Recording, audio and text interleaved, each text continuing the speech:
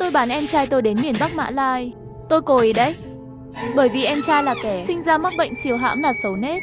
Không ai ở đây có thể dung thứ cho anh ta nữa. Hello cả nhà, đừng quên nhấn nút đăng ký ủng hộ và trở thành hội viên trên kênh nhé. Em trai tôi ra đời. Nó trở thành cơn ác mộng của tôi khi em trai tôi 4 tuổi. Tính khí khác với những đứa trẻ khác. Hắn rất cắt cổng. Phàm là tôi có chút không thuận theo hắn liền tới đánh tôi. Một lần nó đè lên người tôi, muốn dùng tay móc mắt tôi. Chị gái mắt đẹp, tôi muốn đảo nó ra chơi, em trai nói với vẻ mặt ngây thơ. Tôi sợ quá, một thân tràn ra mồ hôi lạnh.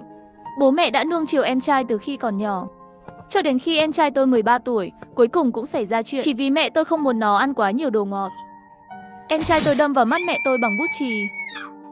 Tôi sợ quá, gọi xe cứu thương đi. Hắn vẻ mặt u ám cầm điện thoại trong tay tôi. Gọi xe cứu thương làm gì, lãng phí tiền, ai bảo bà ta không cho tôi ăn đồ ngọt. Đáng đời, em trai cười hì hì, ánh mắt cực kỳ đáng sợ. Đêm đó, một ý nghĩ từ đáy lòng tôi từ từ nổi lên. Trong nhà không còn ai để lo cho em trai nữa, hắn là một kẻ xấu bẩm sinh. Tôi không thể để hắn ở nhà nữa. Nguyên bản hai chữ khắc sâu trong lòng tôi. Tôi đã đưa ra một quyết định. Tôi muốn bán em trai mình. Tôi đang ở trên mạng, tìm kiếm rất nhiều thông tin về Mã Lai. Rất nhiều là trang web quảng cáo của những kẻ lừa đảo. Sắp đến 12 giờ rồi. Khi tôi thất vọng, tôi nhận được một tin nhắn riêng từ một người lạ. Muốn đi làm mùa hè kiếm tiền không? Có một công việc không chỉ dễ dàng, tiền còn nhanh. Lương cơ bản là 10.000 tệ, chỉ là hơi xa thôi. Không biết bạn có hứng thú không? Tôi đến ngay, tinh thần buồn ngủ lập tức không còn nữa. Công việc gì? Địa điểm ở đâu? Tôi nghe những người đó nói. Bước đầu tiên của kẻ lừa đảo Mã Lai dùng lương cao để dụ dỗ người ta. Ở Vân Nam, nhưng bạn đừng lo lắng. Coi đón khách này của chúng tôi còn quản lý ăn quản lý. Chủ yếu là làm một số công việc khắc phục. Rất đơn giản. Bạn có thể học khi còn trẻ. Làm thế nào? Để lại cho tôi thông tin liên lạc đi. Tim tôi đập nhanh hơn và nhanh hơn. Tôi liếm môi. Sau đó gửi số điện thoại di động của mình. Điện thoại sẽ sớm được kết nối. Đó là giọng nói của một người đàn ông trung niên thô lỗ. Người đàn ông nói tiếng quan thoại không chuẩn lắm. Nghe tuổi của tôi, hắn phát ra tiếng cười khó nghe. Chú, tôi phải đi làm, nhưng tôi phải mang theo em trai tôi. Nó chỉ mới 13 tuổi, nhưng đầu óc rất thông minh và cơ thể rất mạnh mẽ. Gã nghe xong còn có mua một tặng một làm ăn tốt. Vâng, giọng điệu của tôi tốt hơn.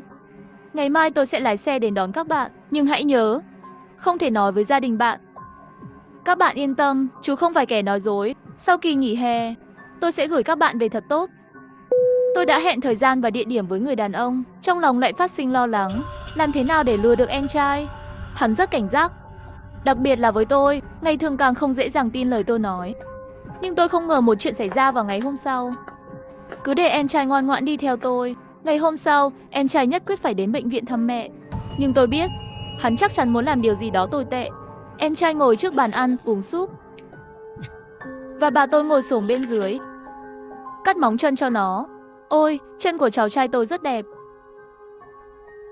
Không ngờ, em trai một cước liền đá vào người bà nội. Bà nội đau răng khểnh. Tôi muốn dừng lại, lại nghe được hắn cố né nghe nói. Chân của con có sức mạnh như vậy, sau này nhất định sẽ làm nên đại sự. Tôi không nói nên lời, em trai tôi 13 tuổi rồi, nhưng bây giờ mặc quần áo đi ăn, ngay cả đi tất cũng phải bà nội tự mình phục vụ. Sau bữa ăn, bố chở tôi và em trai đến bệnh viện. Tình trạng của mẹ đã được cải thiện rất nhiều. Bà ấy không thể nhìn bằng một mắt. Tính khí trở nên rất nóng nảy. Anh Kiều còn cho mẹ một quả táo. Tôi cứng rắn cầm quả táo lên, nhưng không cẩn thận làm rơi xuống đất. Không ngờ mẹ lại chửi lên rác rưởi. Ngay cả lấy táo cũng không cầm được sao? Sinh người có ích gì? Mẹ dường như đặt tất cả những điều xấu, tất cả đều trút lên người tôi.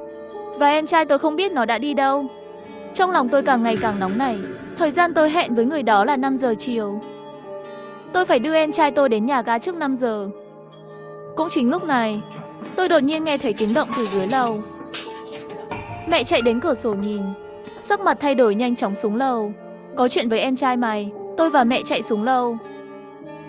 Một người đàn ông mạnh mẽ với đôi mắt đỏ nắm chặt cổ áo của em trai.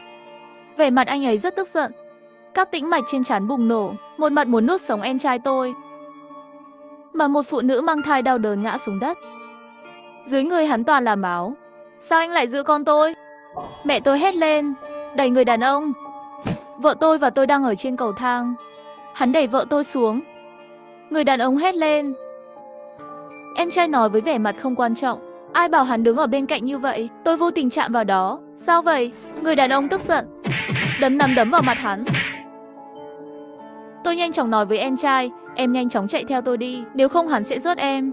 Em trai nhìn lên. Khuôn mặt giận dữ của đàn ông, thật đúng là chạy về phía tôi. Tôi kéo nó. Một bên nói trong hành lang đều có giám sát. Lát nữa cảnh sát đến kiểm tra sẽ biết lượng máu của người phụ nữ đó. Tôi đoán là đứa bé không thể giữ được nữa. Mặc dù em là trẻ vị thành niên sẽ không ngồi tù, nhưng người đàn ông đó chắc chắn sẽ đánh chết em. Tôi sẽ đưa em đến nhà ga, bảo bố đến đón. Em đến nhà bố trốn một lúc đi. Em trai tôi nhìn chằm chằm vào tôi, dường như không tin rằng tôi sẽ tốt với nó như vậy. Nhưng lúc này hắn cũng không còn lựa chọn nào khác. Tôi gọi một chiếc xe. Sau khi đưa em trai đến nhà ga, lại giả vờ gọi điện thoại cho bố.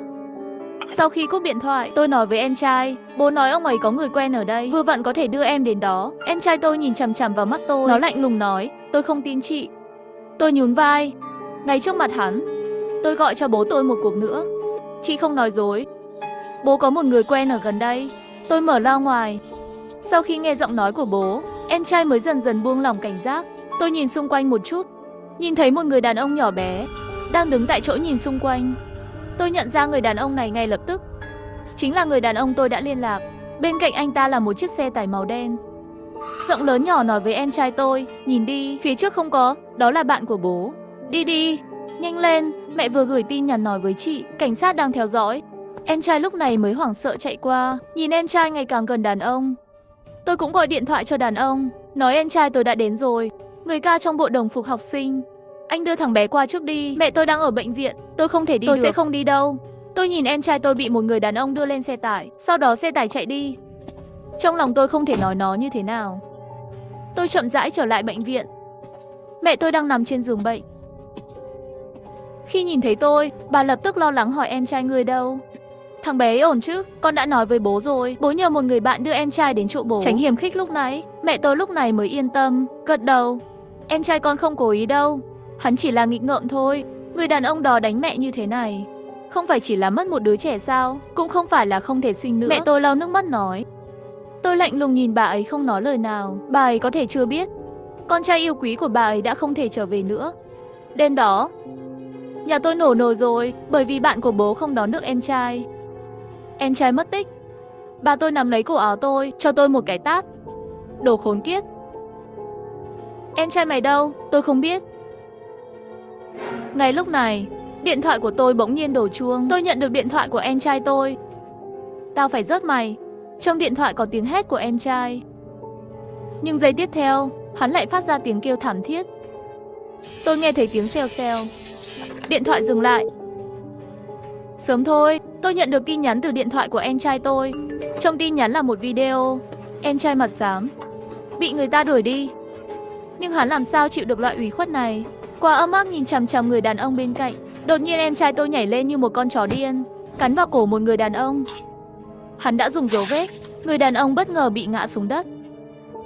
Như điên cuồng, hắn cắn một miếng thịt từ cổ người đàn ông. Em trai cũng phải cười. Nhưng còn chưa đợi hắn cười lâu, gậy điện giật trúng người hắn. Hắn ta ngã xuống đất và bị hét lên. Tiếp tục rút ra. Cuối cùng cho đến khi hắn ta bị tiểu không kiểm soát được. Vừa mới dừng lại, trong tin nhắn còn có một câu muốn chuộc lại hắn. Tiền chuộc 5 triệu. Mẹ nghe tiếng hét của em trai, đấm và đá tôi như điên. Bà nội đột nhiên hét lên một tiếng. Bây giờ cứu được Tiểu Kiệt mới là chuyện quan trọng nhất. Cha tôi từ nơi khác về cả đêm. Gia đình bàn cách cứu em trai. Và đêm nay tôi không có ai làm phiền, ngủ rất thoải mái. Ngày hôm sau khi thức dậy, tôi phát hiện trong điện thoại lại nhận được một video khác. Video em trai tức giận vì sự bất lực xung quanh. Mày dám làm thế với tao, tao giết các ngươi. Có vẻ như hắn muốn họ đối xử với hắn như ở nhà. Sự trung thực của những con tin đó. Nhưng anh ta quên mất, ở miền Bắc Mã Lai, không còn bà và mẹ nào ngoan ngoãn với hắn ta nữa. Một người đàn ông to thô, một chân đặt trên ngực em trai bay ra ngoài như diều, rơi mạnh xuống đất. Nó ho vài cái, phun ra một ngụm bọt máu và răng. Trong mắt hắn cuối cùng cũng lộ ra sợ hãi. Thằng khốn, đến đây vẫn không trung thực như vậy. Mày là người đầu tiên. Người đàn ông đạp mạnh vào tay em trai, sau đó nghiền nát vài cái. Tiếng hét của em trai tôi chói tai. Ngay cả bố mẹ tôi bên ngoài cũng nghe thấy. Họ xông vào và lấy điện thoại của tôi. Nhìn thấy hình dáng thê thảm của em trai trong video, mẹ tôi nước mắt chảy dài, phải làm sao bây giờ? Bà nội tức giận, nhắm mắt lại, đột nhiên ngất xỉu. Nhưng bố và mẹ không còn thời gian cho bà ấy nữa. Lúc đó tôi tốt bụng đỡ bà ngoại lên, lại cho bà uống thuốc. Tôi không muốn bà tôi chết sớm như vậy. Tôi muốn bà nghe tiếng em trai hét nhiều hơn. Bố gọi số di động của em trai. Điện thoại đổ chuông rất lâu mới có người trả lời. Tôi nói với các ngươi, hãy thả con trai tôi ra, nếu không tôi sẽ gọi cảnh sát. Không ngờ mấy người bên kia điện thoại truyền đến là tiếng cười. Gọi cảnh sát đi, báo cáo càng sớm càng tốt. Nhưng chờ đã, tôi muốn cho các ngươi xem một thứ tốt. Sau khi cúp điện thoại, một liên kết đã được gửi đến. Bố tôi run lên. Đó là một liên kết thẳng ở giữa. Chỉ thấy em trai tôi bị trói. Đến đây, anh ta bị kéo lê, thịt hoa trắng xương ở bên ngoài. Mấy con chó này của tôi đã đòi mấy ngày rồi. Mày nói có nên thưởng cho tụi nó không? Giọng nói tàn nhẫn của đàn ông vang lên. Mấy con chó lớn nhìn chằm chằm em trai, chảy nước miếng, phát ra tiếng gầm nhỏ giọt. Em trai tôi sợ quá. Tôi cảnh báo các người mau thả tôi ra. Nếu không nhà tôi sẽ không bỏ qua cho các ngươi. Tôi sẽ không rớt các ngươi.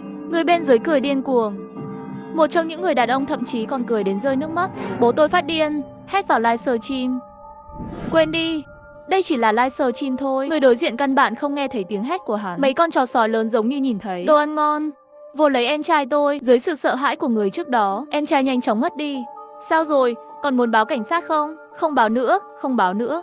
Livestream bị gián đoạn rồi. Mẹ ngồi trên mặt đất đột nhiên quay đầu, ánh mắt ác độc như muốn giết tôi. Không phải tao bảo mày để ý đến Tiểu Kiệt sao? Sao mày có thể để thằng bé chạy lung tung? Nếu mày để ý đến thằng bé, sao nó có thể để người ta bắt thế? Xem tao làm gãy chân mày. Mẹ đỏ mắt, lấy một cây gậy và đánh tôi. Tôi sợ hãi liên tục lùi lại, chạy đến cuối cùng, bố ngăn mẹ lại. Đừng cãi nữa, đến giờ này rồi. Trước tiên hãy tìm cách huy động được 3 triệu. Nhưng bây giờ số tiền duy nhất có thể kiếm được là thế chấp căn nhà của gia đình. Nhưng cái này cũng chỉ có thể nhận được 1 triệu. Bố tôi muốn mượn tiền một người bạn, nhưng những người bạn đã đến nhà tôi đã bị em trai tra tấn từ lâu rồi. Nhận được một trận châm biếm của đối phương, con trai khốn kiếp của anh đã bị bắt cóc. Thật tuyệt vời. Chúa ơi, người có mắt. Anh có biết sau ngày đó không? Con gái tôi vẫn còn ám ảnh về con trai anh. Ngay cả những người ở phía Bắc cũng hối chúng tôi trì hoãn thanh toán 3 triệu. Mỗi ngày đều gửi video bạo hành em trai. Tại đây, đôi khi là em trai bị đè lên bàn, đôi khi bị trói vào ghế. Chỉ vài ngày thôi, em trai tôi đã giảm được một vòng tròn lớn, khuôn mặt tiều tụy. Nhưng cuối cùng bố tôi vẫn không kiếm được 3 triệu.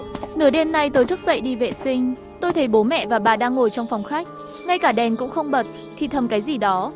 Trong lòng tôi mơ hồ có một linh cảm không yên tâm, trốn trong góc và lắng nghe những gì họ đang nói. Nhưng giây tiếp theo tôi lại nghe thấy những lời cực kỳ bất đồng. Tôi đã nói chuyện với người rồi.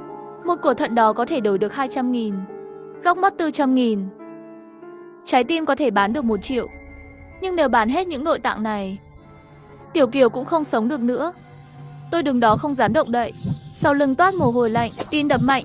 Quay lại rồi chạy về phòng. Được rồi, vì các người đã tuyệt tình với tôi, vậy thì đừng trách tôi. Tôi lấy điện thoại ra, bắt chước giọng điệu của bố, gửi tin nhắn cho bên kia.